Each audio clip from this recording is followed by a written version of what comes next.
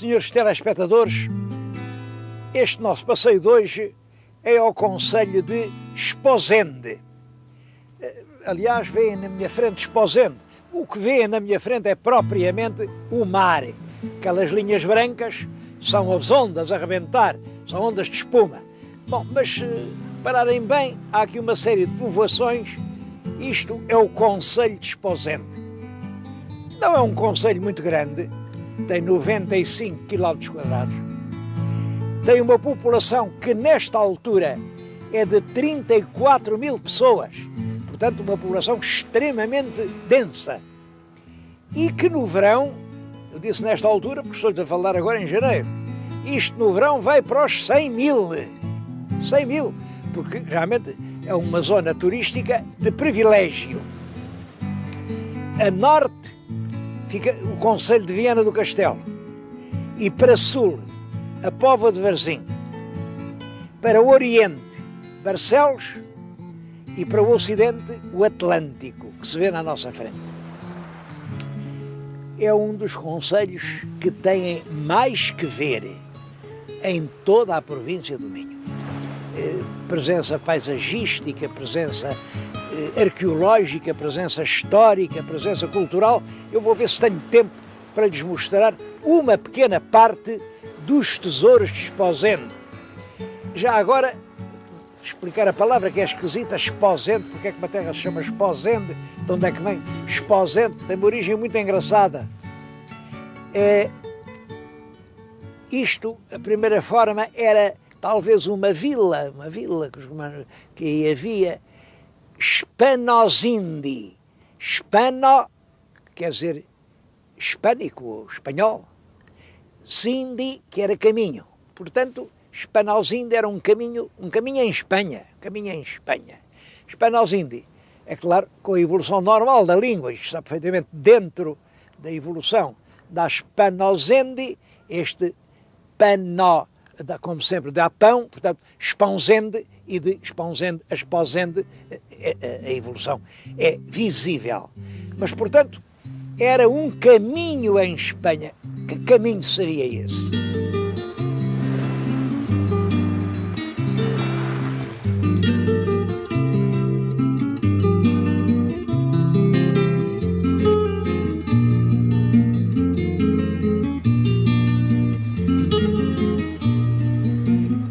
Caminho em Espanha, mas qual era o caminho? Bom, eu julgo que o caminho não podia ser senão este. Está na nossa frente, é o rio Cávado. O que estão a ver é uma região em que o leito do rio se alarga muito e na Idade Média chamavam-lhe lago.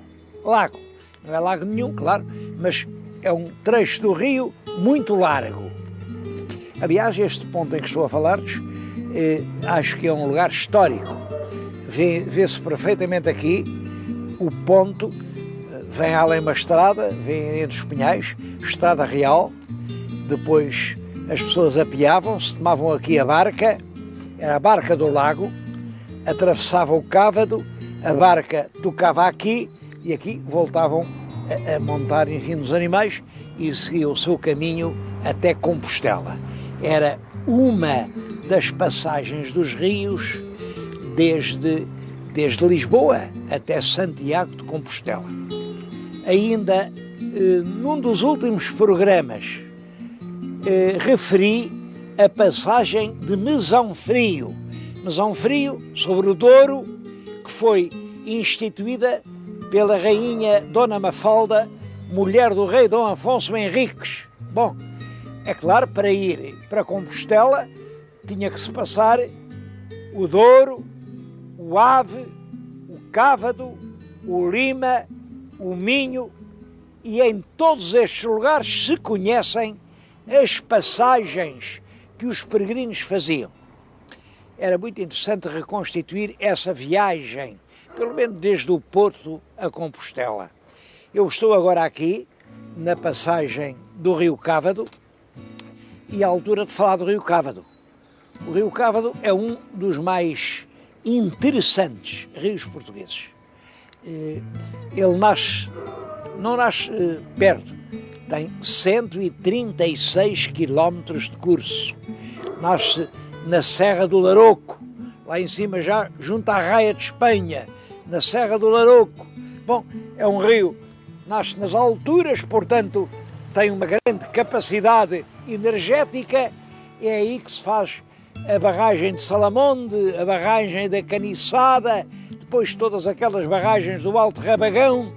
Talvez não seja exagero dizer, eu penso que nenhum rio dá tanta luz a Portugal como o Rio Cávado. Bom, apesar disso, é um rio esquecido pelo nosso turismo. Sabem que, embarcando aqui em Esposende, pode-se subir rio acima, por águas doces e calmas, e vão-se passando, primeiro passa-se em Fão, e depois na Gândara, e agora aqui em Gemeses, era aqui em Gemeses que passava a Barca do Lago, e depois num sítio que se chama Fonte Boa, mas depois continuava, ia-se até às portas de Barcelos, e todo esse percurso ainda hoje se podia fazer. Só não faz porque, olhem, aqui há meia dúzia de anos, aqui a Câmara de Esposende fez um projeto, pôr aqui outra vez a barca por Deus, a barca em que se passam os passageiros de lá para cá. Pois bem, as altas autoridades disseram que era um projeto sem interesse cultural. E um homem fica a pensar onde é que as nossas altas autoridades entendem que está o interesse cultural. Desde há muito tempo que as populações se fixaram aqui na região. Quer dizer, desde que os homens, em vez de andarem em bandos errantes, se estabeleceram em lugares permanentes, esta região foi habitada. Bom, e habitada por isto. Havia aqui sal, salinas, grandes salinas. E o sal era um bem precioso, não só para consumir, mas sobretudo para comerciar. Além disso, havia lagoas e sapais, onde, como sabem, há imenso alimento. Junto das lagoas havia sempre povoações desde o Neolítico. Estou-lhes a falar justamente num castro, hoje chama-se-lhe Castro de São Lourenço. É claro que o castro não tinha nada a ver com o São Lourenço. São Lourenço é um mártir dos romanos e depois, quando se fez a cristianização destes sítios, vieram, enfim, os missionários, fizeram capelas em nome dos santos cristãos. Mas isto é muito anterior ao cristianismo. Penso que as casas mais antigas serão do V ou VI século antes de Cristo e depois foram habitadas até ao século IV, V, praticamente, quando vieram os bárbaros deslocaram estas populações, foram uma onda de violência. Este castro tem para mim uma grande simpatia. É realmente um castro pedagógico. É um castro, eu falo muito a cada momento, cultura castreja, os homens dos castros. Bom, mas nunca tinha podido mostrar como era uma habitação castreja por dentro. Aqui reconstruíram algumas habitações, fizeram mesmo o mobiliário interior. É curioso, sabe-se que estas cabanas circulares já eram rebocadas e caiadas por dentro e que tinham assim embaixo uma cinta pintada de uma outra cor, tem aparecido várias cores. Bom, e está ali uma dessas habitações com uma reconstituição, claro que até um certo ponto tem que ser conjectural, mas seria assim que viviam os nossos antepassados de há 2500 anos.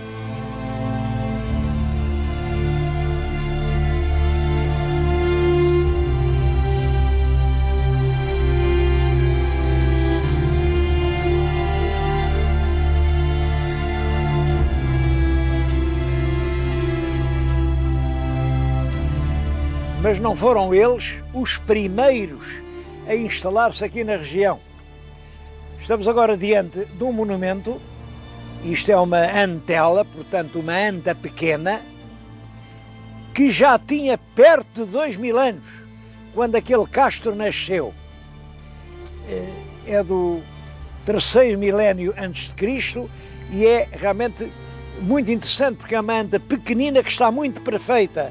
Vê-se perfeitamente aqui o corredor, era o corredor mortuário, ali fazia os enterramentos e tudo isto estava coberto de terra. Era esta a cobertura a que se chamava mamoa. Como veem, foi preciso escavar a mamoa para encontrar a antela.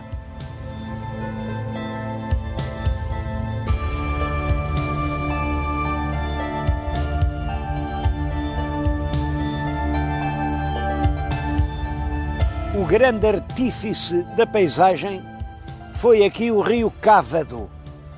Bom, o rio corre sempre no sentido leste-oeste. Veem aqui deste lado, ele continuava neste sentido e ia bater no mar, aqui perto, mas além daquelas dunas. Simplesmente o rio vai carreando materiais inertes, areias, que vai depositando na sua própria foz. E a certa altura o rio já não consegue entrar no mar e começa-se a desviar para norte. Vê-se aqui perfeitamente, o rio dá aqui a volta e agora caminha para o norte. Caminha para o norte e vai entrar no mar a 4 km daqui. Bom, isto teve um efeito. Penso que na época romana ainda o rio, não ia desaguar tão longe, mas fez nascer aqui uma terra importante, a terra da Foz do Cávado, que era Fão. Fão é que era a terra da Foz do Cávado. Bom, mas o rio abandonou-a e agora vai desaguar a Esposende. A terra da Foz do Cávado passou a ser Esposende. Bom, mas agora também começa a deixar de ser Esposende, porque a foz do rio Cávado está completamente assoreada. Aquilo ali é a linha da foz, vem lá um pescador, bom, ele tem água pelos artelhos, praticamente, e às vezes aquela linha de areia chega a ir de uma ponta à outra. Claro que os barcos não podem entrar no rio. Devo dizer que esta situação não começou hoje, nem a semana passada. Começou em 1795. É nessa altura que Esposende se queixa, a barra está a fechar, os nossos belos barcos, eles tinham uma belíssima frota, já não podem entrar a barra, venham cá acudir. Bom, mas estão a pedir isto desde 1795. Como estamos em 2002, isto é uma reclamação que já tem 207 anos.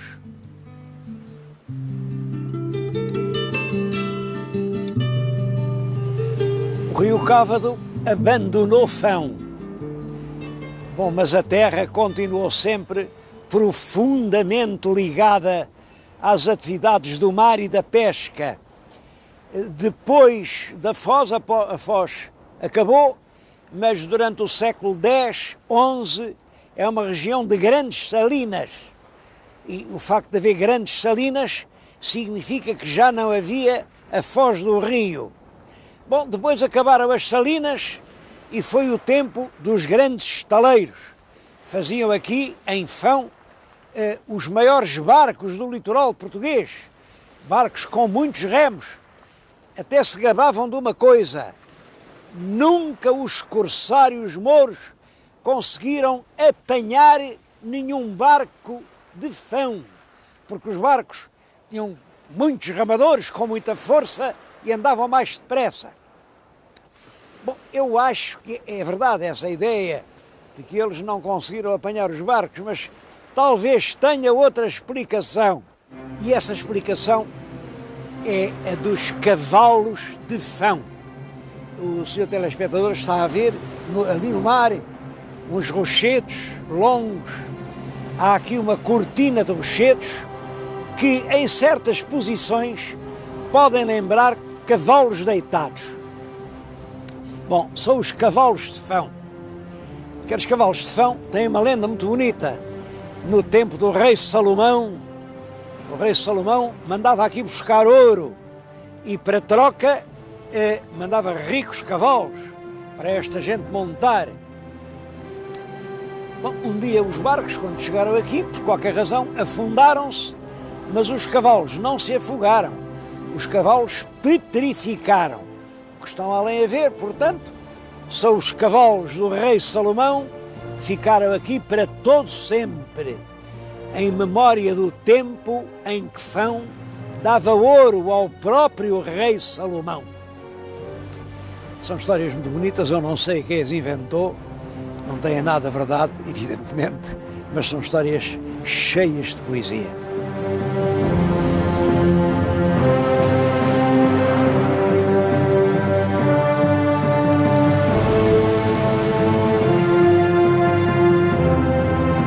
O verdadeiro ouro que Fão tinha para dar era a gente que aqui nascia.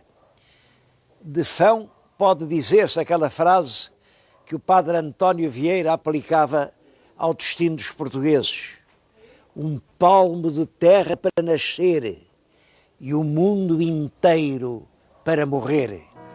Gente de Fão que esteve na Ásia, esteve na América, esteve em África.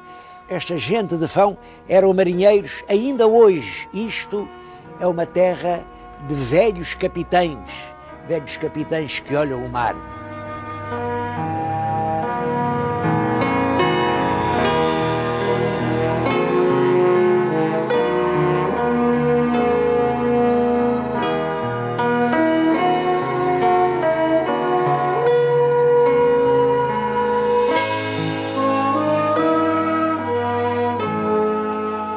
Mas é claro que não foi só de Fão que partiram imigrantes para todo o mundo. Foi aqui de todo o concelho de Esposende, foi de todo o Minho. O nosso Minho, no século XVII, XVIII, XIX, quase se despovoou para povoar o Brasil, especialmente o Brasil. Eu acho que é uma injustiça falar no imigrante, porque houve dezenas de milhares deles e continua a haver ainda milhares deles. Eu estou a falar e sei que estou a ser ouvido por alguns que estão em França, estão tantos na Suécia, porque na Suécia também se quer quem saiba trabalhar o granito e vêm buscá-los aqui ao concelho de Esposende. Mas quero em especial falar num homem que saiu daqui pequenino. Ele nasceu em 1871. Saiu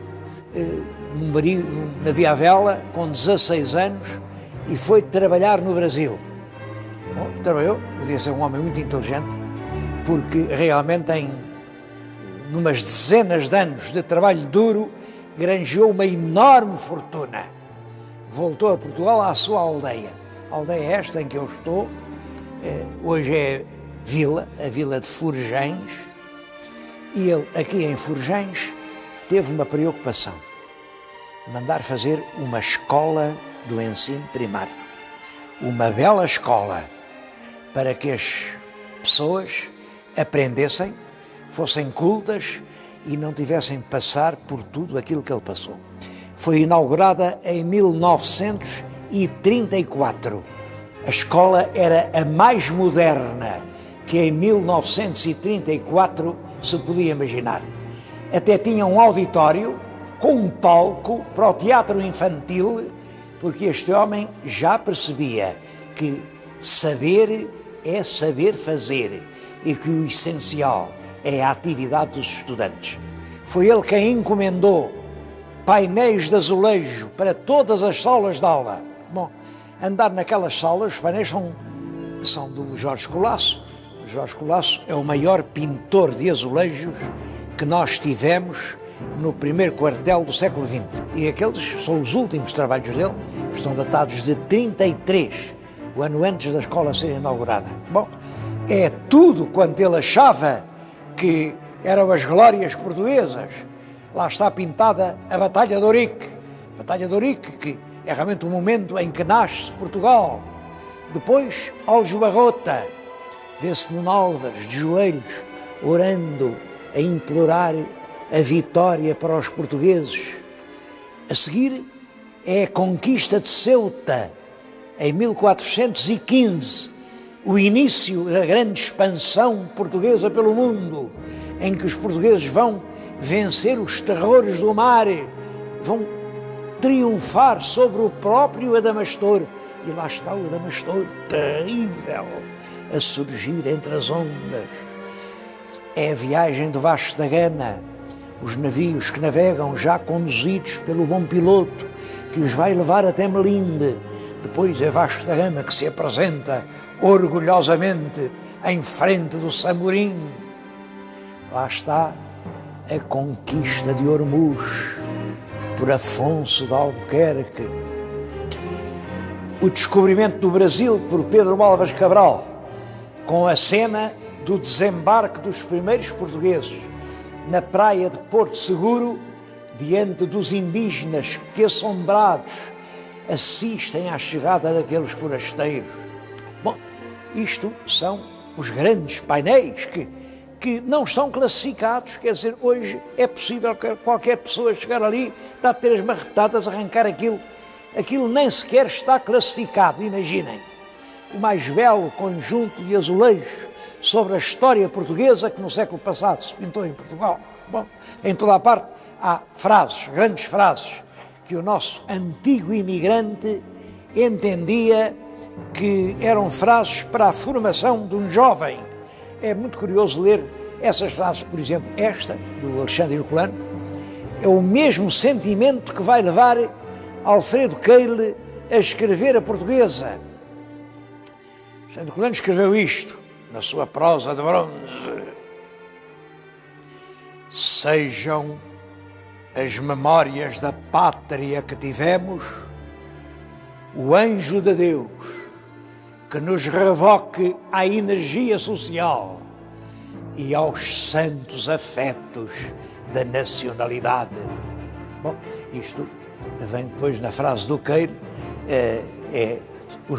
a voz dos nossos igrejos avós que há de levar-te à vitória. Esta ilusão de que os ecos do passado nos podem ajudar no futuro, ilusão, como sabem, nos tem saído muito cara.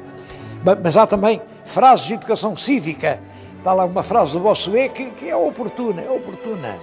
Diz que onde não há governo, todos governam. E onde todos governam, todos são escravos. Este edifício hoje já não é escola primária, porque fizeram outra escola, serve de sede da Junta de Freguesia, serve para outros serviços.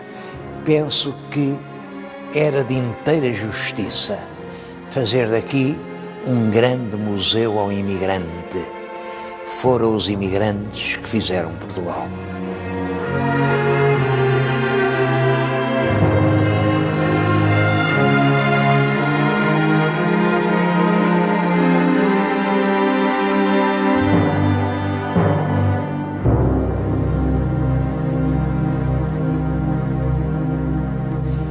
A primeira referência aqui a esta região de Esposende, esta nova Foz do Cávado, é de 1220 e falam de 2 ou 3 casais. Bom, mas esse pequeno núcleo expandiu-se depressa. No tempo de Dom Sebastião, no século XVI, isto já é elevado a vila e é um concelho. No século XX, em 93, é elevado de vila a cidade.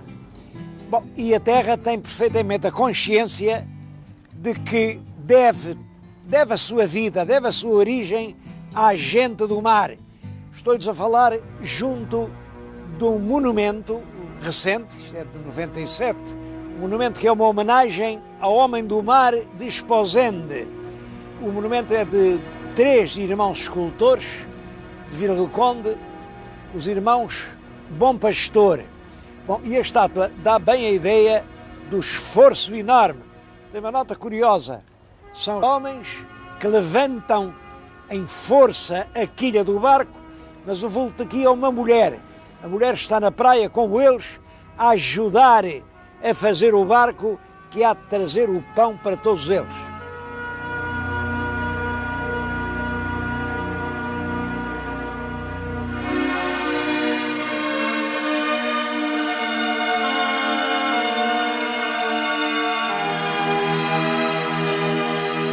Esposende é uma terra de mariantes até praticamente ao século passado.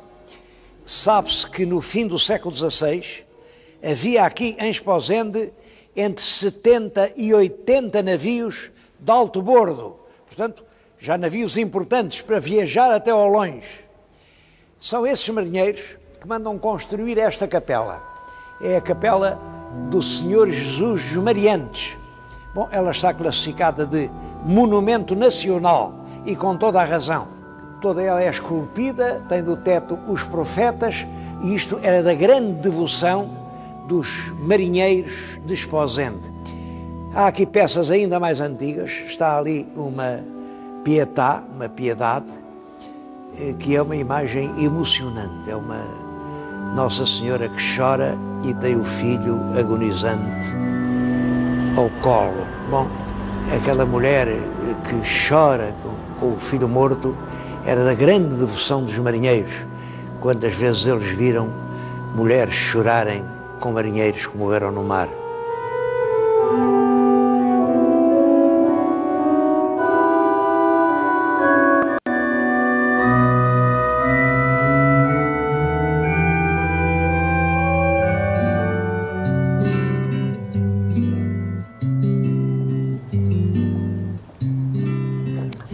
O próprio edifício da Câmara Municipal foi construído com o dinheiro dos mariantes. É, como veem, um belo edifício dos meados do século XVIII. A construção concluiu-se em 1753. Eu sei estas coisas da história de Esposende por uma razão. É que li os livros de um erudito local, o Dr. António Penteado Neiva, e eu não gosto de ficar com glórias alheias. Tudo o que eu aqui sei foi com ele que eu aprendi. O Dr. António Neiva é autor de 22 livros de investigação original nos arquivos sobre esta região. É um dos mais ilustres autores de história local em Portugal. Bom, eu presto esta homenagem porque tenho andado em tantas terras onde não há... Publica-se muita coisa, mas documentos originais, sérios, há tão pouco, tão pouco. Se todas as cidades tivessem um historiador como o Sr. Doutor, nós conhecíamos um pouco melhor da história de Portugal, porque a história de Portugal confunde-se com a história destas terras por onde temos andado.